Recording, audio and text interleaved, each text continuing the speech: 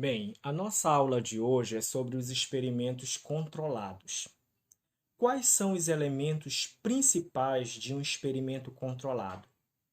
Para ilustrar, nós vamos considerar um exemplo simples para que vocês possam estar entendendo, né, quais são esses elementos que fazem parte do experimento controlado. Então, suponha que eu decida plantar feijão na cozinha perto da janela. Eu ponho sementes de feijão num vaso com terra, coloco o vaso junto à janela e espero as sementes germinarem. Porém, após algumas semanas, não há nenhum broto. Por que não? Bem, acontece que eu esqueci de regar as sementes. Então eu formulo a hipótese de que elas não germinaram por falta de água. Certo? Então, existe aí nesse primeiro momento a formulação da hipótese, certo? Para testar a minha hipótese, eu faço um experimento controlado. Nesse experimento, eu monto dois potes iguais. Ambos contêm 10 sementes de feijão plantadas no mesmo tipo de terra e ambos colocados na mesma janela. De fato, só há uma coisa diferente que faço a esses dois potes. Quais são elas? Primeira, um pote de sementes ele é regado todas as manhãs e o outro nunca recebe água, certo?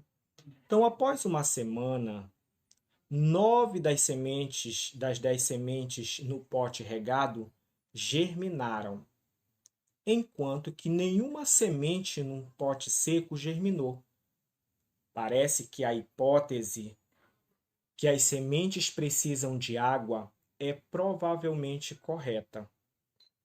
Vamos ver como este simples exemplo ilustra as partes de um experimento controlado. Como se sabe, né, todo experimento controlado ele é envolvido aí por esses elementos. Então, nós temos os grupos controle e experimental.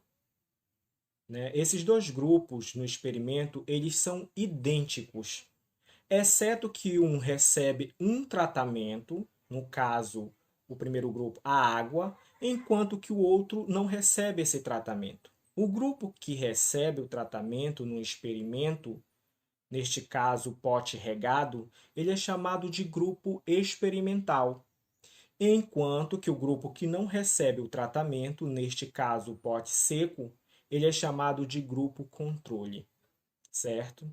Então, o grupo controle ele fornece um padrão ou referência que permite avaliar se o tratamento tem um efeito, certo? Além disso, nós temos os elementos que são as variáveis independentes e dependentes. Tá? O fator que é diferente entre os grupos de controle e experimental, neste caso, a quantidade de água, é conhecido como a variável independente. Esta variável é independente porque ela não depende do que acontece no experimento. Ao invés, ela é algo que o pesquisador aplica ou escolhe ele mesmo. Certo? Já em contraste, a variável dependente no experimento é a resposta que é medida para ver se o tratamento tem um efeito. Nesse caso, a fração de sementes de feijão que germinou é a variável dependente. O feijão só germinou porque foi regado. Né? Então, a fração de sementes germinando depende da variável independente, a quantidade de água, e não vice-versa. Tá?